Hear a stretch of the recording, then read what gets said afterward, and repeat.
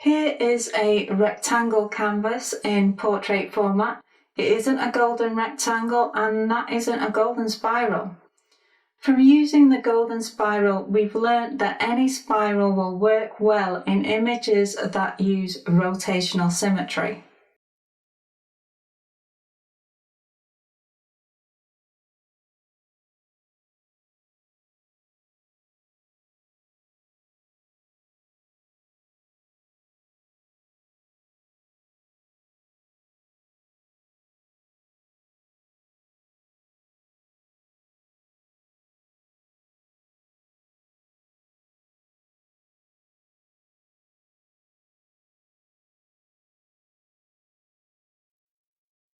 It's now time to expand the canvas.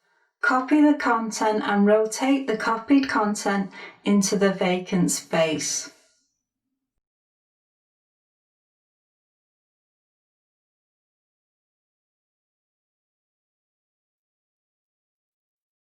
The two pieces of the image are disjointed, but it gives me a clear indication of my next steps. I want to turn this into one image because at the moment it looks like two pictures joined together. That's what it is at this stage in the process. It will become one image as I continue with the piece.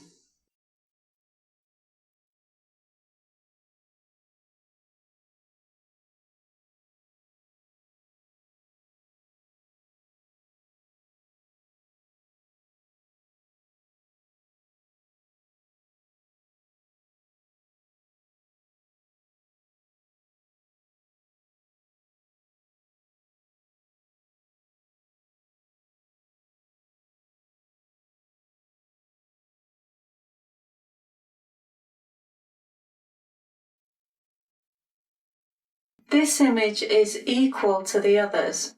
It doesn't matter whether you use a golden spiral or a different kind of spiral.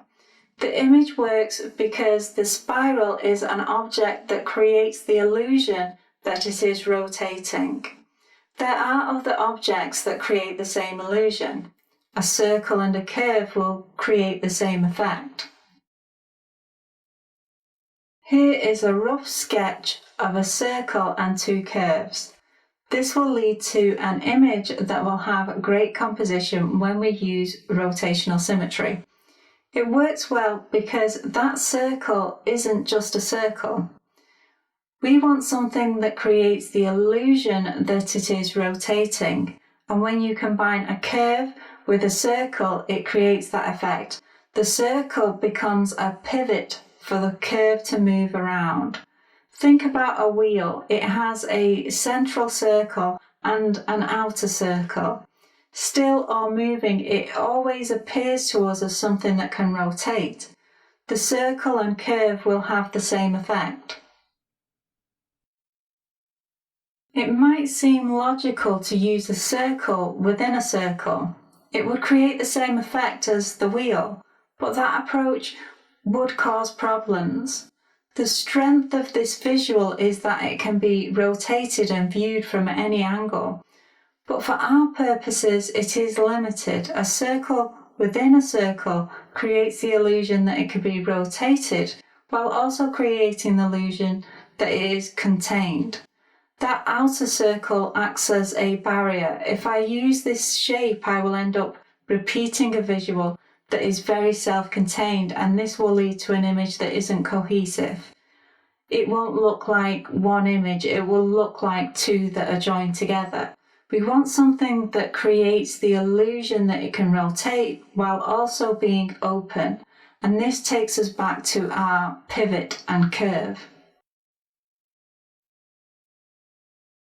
There are lots of options in how to draw the pivot and curve, although you must always have space between the pivot and the curve in order for it to work. As the curve gets closer to the pivot point, it will begin to look more like a shadow or a border, and it will lose the tension between the two abstract shapes. It is the tension and space that creates the illusion of something that is rotating.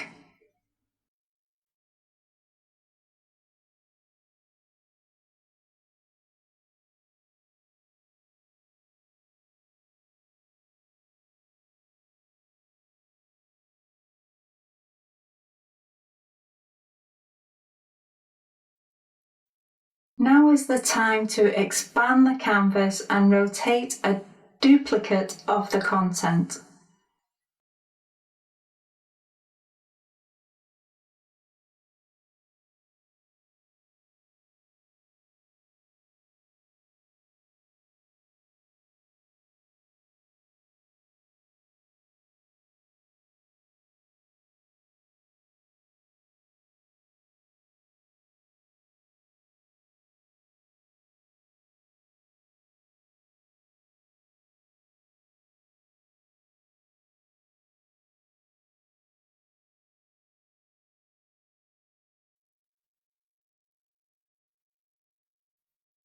There are more ways to create images that incorporate rotational symmetry than the ones that we've explored.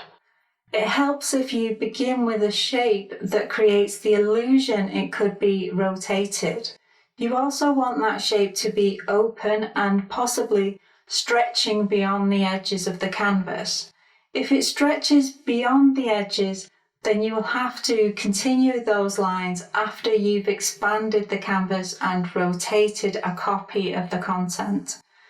This will lead to an image that is unified and not disjointed. Rotational symmetry will lead to a piece that is beautifully balanced.